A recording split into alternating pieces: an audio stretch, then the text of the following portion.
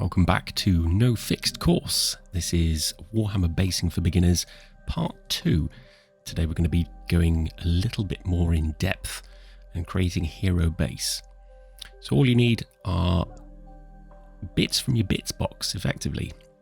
What we're looking to do is to raise up our hero to give him a little bit more prominence.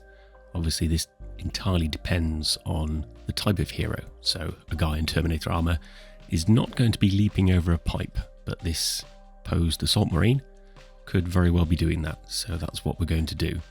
Just got an old plastic pipe from an old GW kit that was in the bits box and a bit of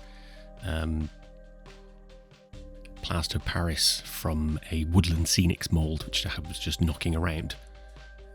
You don't want to be drilling into plaster to mount a model, though. It's very brittle, can break very easily, so we're going to be drilling into the top of the pipe, which is a little bit more secure. So at the moment it's a bit too long, so we can be cutting this. Always cut away from yourself, and if you don't have a saw, cut this in a very similar way as you would cut a tree.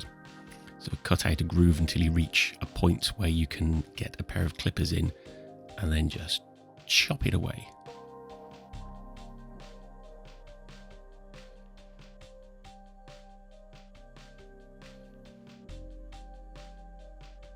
What we'll do is we'll just clean that up quickly as well and then see how it looks on the base. That's about right. We can slide that bit of plaster of Paris just underneath and glue that down. You just want a medium thickness glue. If you want some thin super glue as well, that's useful. Small rock-like things. Now this is bark chips. For small ones like this, you'll have to order them off places like eBay, and some hobby stores will have bags of them as well. They're very cheap, but they simulate rocks exceptionally well. You can get bigger ones from garden centres as well if you want larger display bases. So what we're doing here is just carving a few bits of texture into the plaster of Paris. So it really doesn't matter what you've got. So you can use anything as long as it's thematically correct. So for Warhammer 40k, you're looking at sort of very industrial things. And it depends on the type of battlefield you want to go to. Obviously, we want to make this look nice, so we'll clean up all the mold lines. Just give it a quick sand with some 1200 grit, which means it's very fine sandpaper. Folded in half to reach into corners as well is always a nice little trick.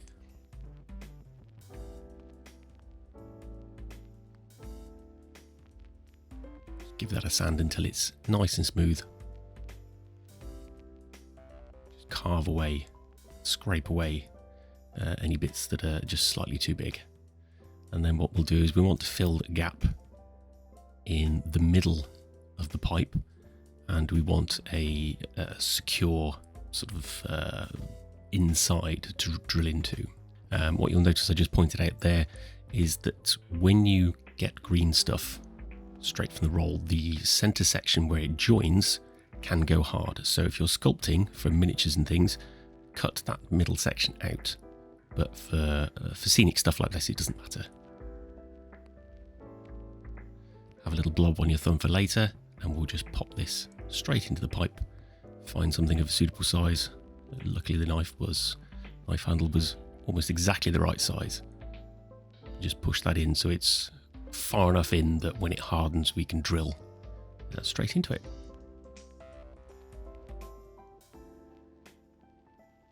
We want this to look really, really rusty on the end, so we use that spare bit of green stuff and we'll just roll it around the outside, and we'll use a few techniques to make it look like rust. So we'll just squish it down onto the sides to start with.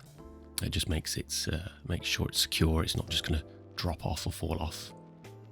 And then we'll get the rough rust shape in with these airbrush cleaners. So use the largest one and just sort of roll it over. It gives you a really, really nice texture. And then what we'll do is we'll go over with the toothbrush to sort of give it a finer rust-like texture.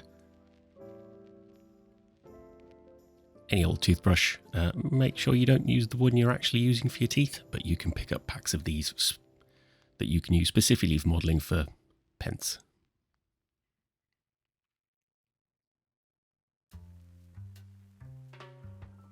Now that's done, we'll get that glued in place onto the base. Just, you can either super glue it or run some of this Tamiya extra thin glue around it. Right, so let's get some of these bark chips on. They'll simulate small stones and rocks. Well, for a Space Marine there'll be larger rocks, but for us, small rocks. This is why you don't want really thick super glue. So with this stuff you can place what you need to place and just squeeze the super glue on, and it'll use capillary action to just run underneath the object and glue it into place. Just trying to create some interest here. Obviously we're not going to have the miniature on this section of the base, so we just want to make sure that it's not just a pipe sticking out of the ground. We want some rubble and rocks and things around it. Once we've got a few of those in, we'll fill that in with some sand, and we'll do slightly different to last time, and we'll do it a sort of grey industrial kind of tone. Here we go. What you want to do is, well, you want to make sure the edges of your base are nice and clean. So once any super glue is dried, and please be careful, it can run and go on your fingers and you don't want that. So either wear gloves or just be very mindful of what you're doing. Sand down any rough spots, casting marks or bits of excess super glue from the edge of the base. It's just a nice little neat addition which people sometimes forget. So as before, to apply the sand, we'll just get some PVA glue, or in this case it's Mod Podge, which is very good, dries very hard, and we'll just dip it in. And you'll notice what I'm doing in a second is that if it goes too far onto some of the rocks or onto the pipe, for example, just use the other end of your brush and just push it back into place. You've got a decent amount of time to move it around before it starts to dry, so there's no rush with this. Just take your time and make sure it looks how you want it to look. So we're just pushing it down around the pipe there. Make sure you get it into all the nooks and crannies, and that's what it looks like once the sand's on. Not looking too bad so far, and that's how the Space Marine is going to be positioned on there. So we're going to want to drill a hole. Start with a very small pilot hole. This will be your main position. It just makes it a little bit easier for a drill, a larger bit, to go in.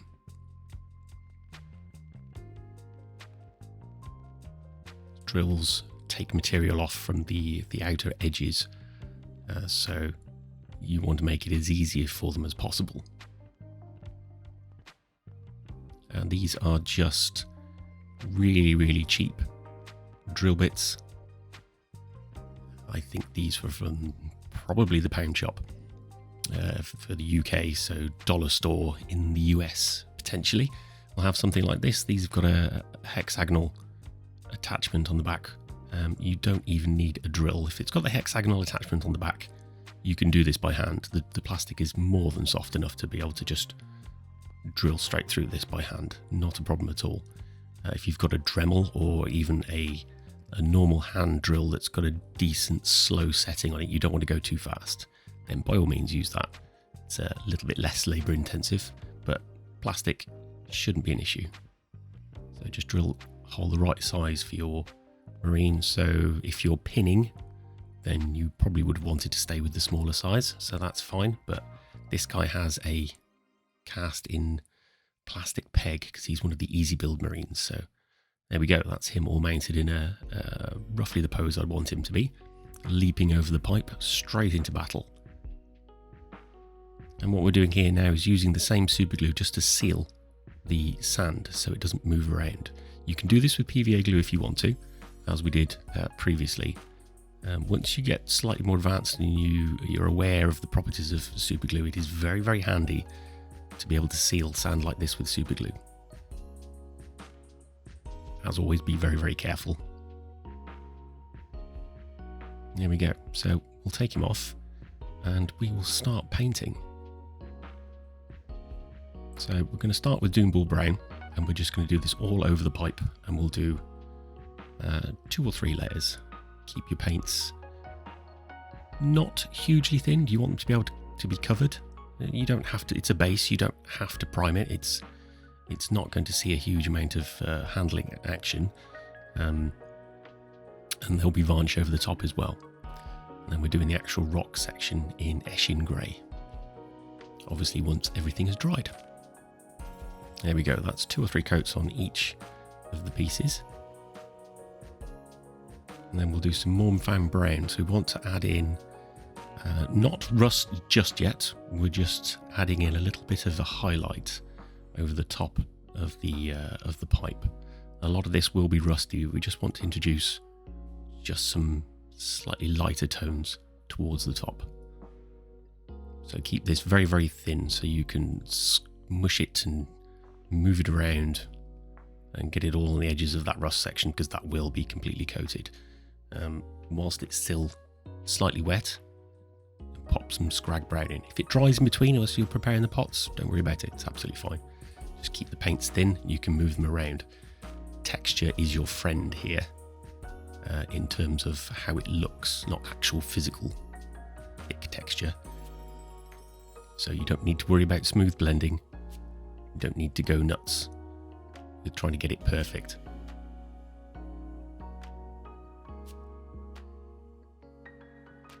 You'll probably need a couple of layers, so we'll do a second layer. And what I'll do with this second layer is I'll start using it almost as a wash, because rust flows with water. So anywhere where the water will pool, you want a sort of rust wash in there.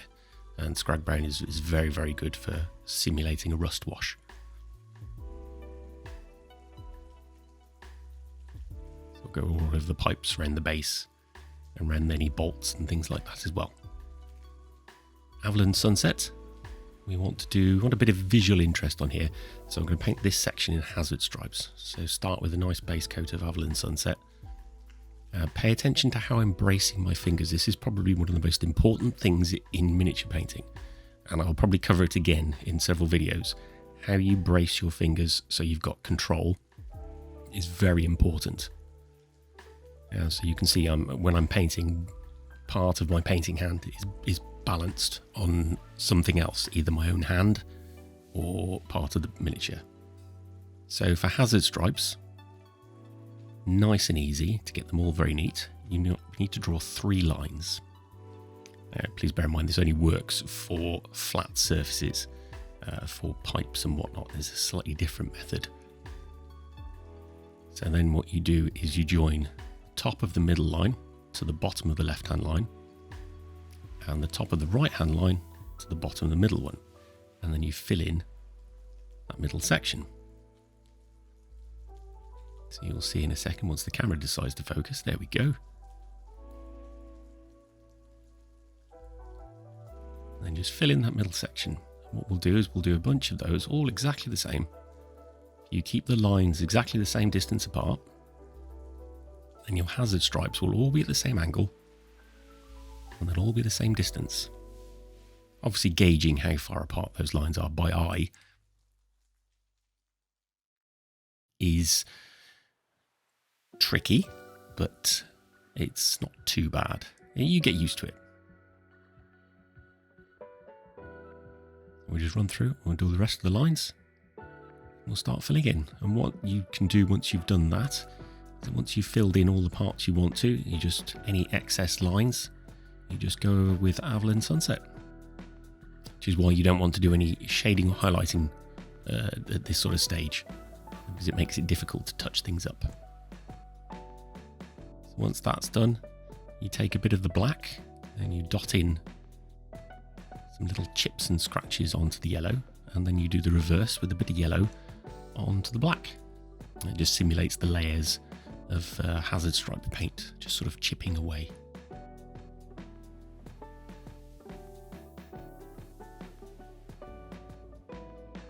Again, you can see bracing my finger on either the base or my hand just makes it nice and secure, and you've really got some control over what you're doing. So doing a few yellow scratches onto the black sections there. Doesn't need to be much. less is more with things like this.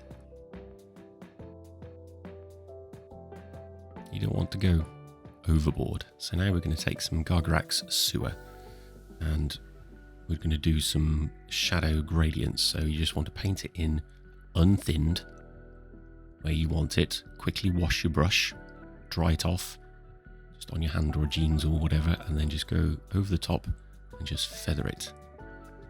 With contrast paint you've got a little bit of working time, so it gets you into the idea of blending quite nicely. Once you're a little bit more practiced, you can do it in pretty much one stroke, but as you're getting used to it, put it on, then feather it out. And what we're adding here is just a few shadows and sort of darkening the underside, just giving it a little bit more visual. I hate using the word pop, but that's what it is, visual pop. So undersides only, feather them out, around the sides, and again, feather it out. Just separates the elements. And it can also, it sort of adds a grimy look to it as well, which is perfect. That's exactly what we want. And then just do it on the hazard stripes towards the bottom. Now we're taking some Fenrisian Grey because we want to simulate some chipped paint. So we'll just take a decent sized brush and we'll just start spotting Fenrisian Grey onto wherever you want to simulate chipped paint. Really, I'm going to do it on this section and on the back pipe. Don't worry about shading it or anything like that just yet. We'll do another few washes of Gargarax Sewer later on, which will start to introduce some shading onto what is essentially a flat colour. Fenrisian Grey might need a couple of layers. You don't want to use it straight from the pot, you do want to thin it. But you don't want to have a crazy amount of layers because then you can see those on the model.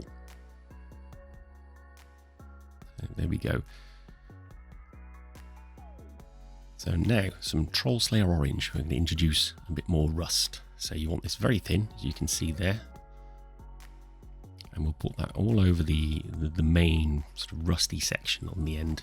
And then we'll start washing it into recesses, round rivets, edges and things like that.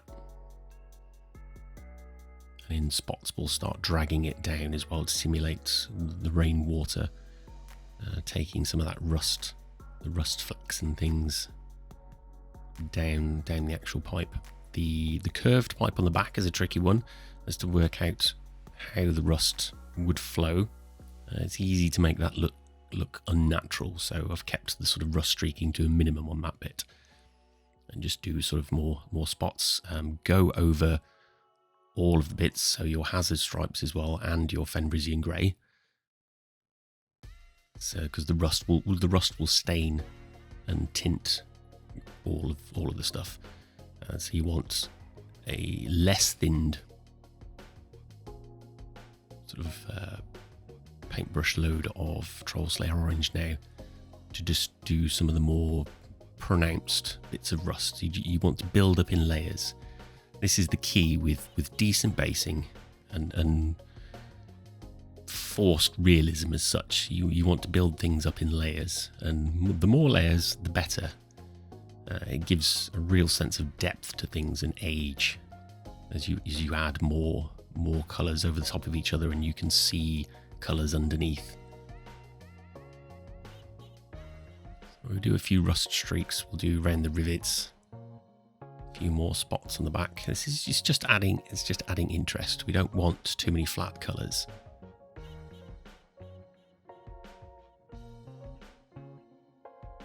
So what we'll do now is we'll add a little drop of Screaming Skull into the Troll Slayer Orange, and we'll do some highlights. So you go over the centre of some of the brighter parts that you've already done. You want this as a sort of wash consistency almost. So it depends on your particular paints as to how much you thin it, but you want it to easily flow into any cracks. And then what we'll do is we'll just add some more scrag brown. Again, we're trying to layer. So now we're layering over the Gargarak sewer as well. Just making sure the rust is far more pronounced.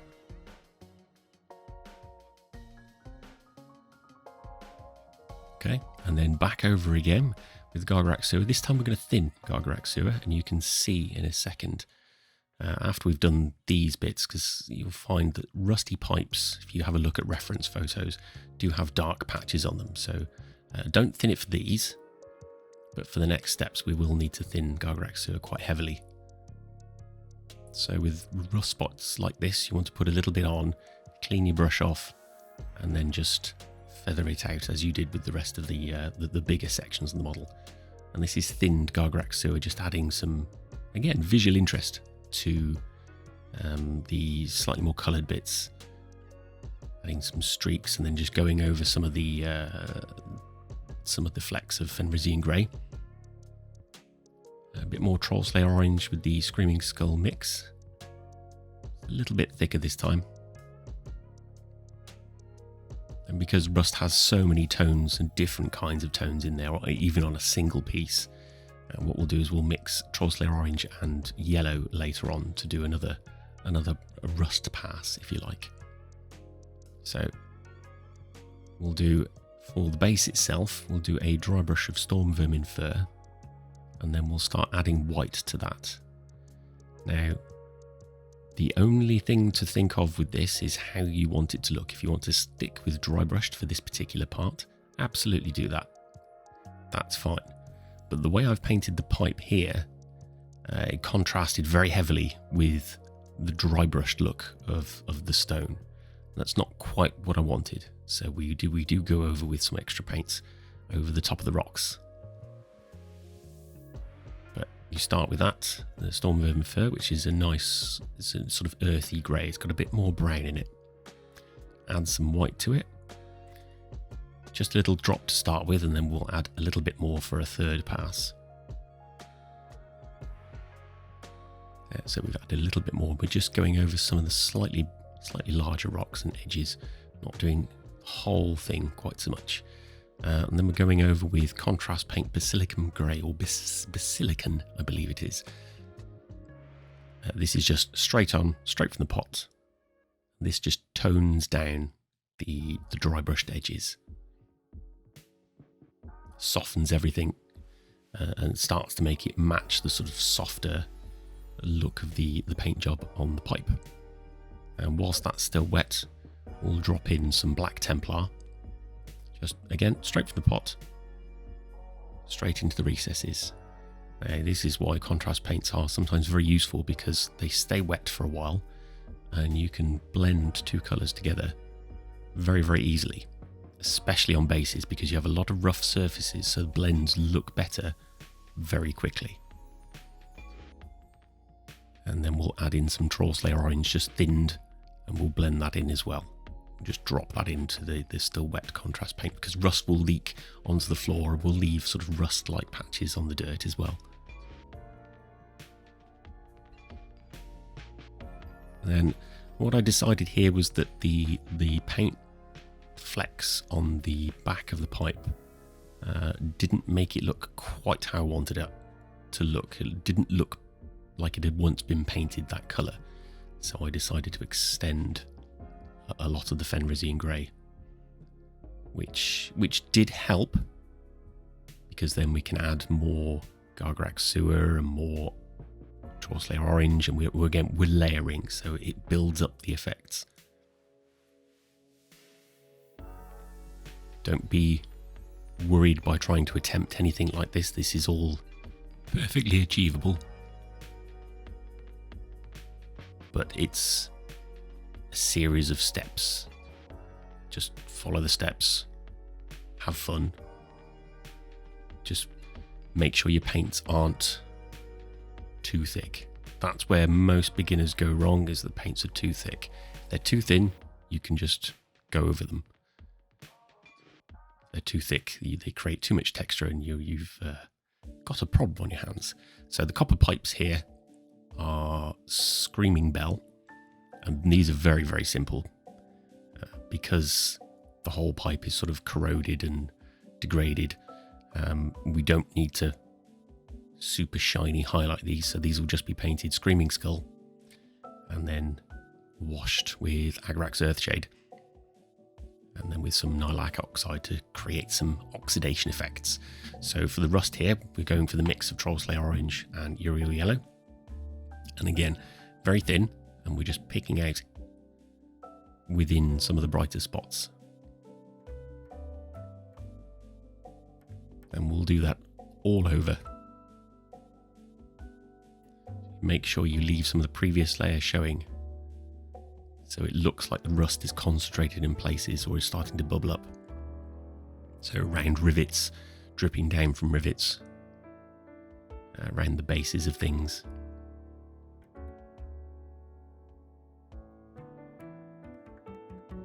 Make sure you go over the Fenrisian Grey as well in some areas, just so it just all ties it together. You can see we've gone over the hazard stripes as well for a little bit there as well. And obviously you want some on the tip where it's most rusted.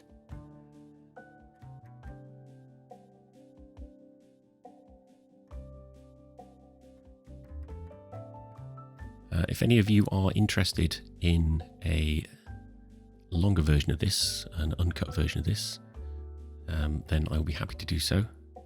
This is Agrax Earthshade.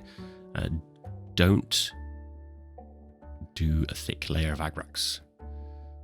So dip your brush in, wipe a bit off, and then just do, it's what we would call a glaze, but with Agrax you're just doing a very, very thin layer, so just don't let it pool anywhere, just move the brush around and just have a thin layer over the top.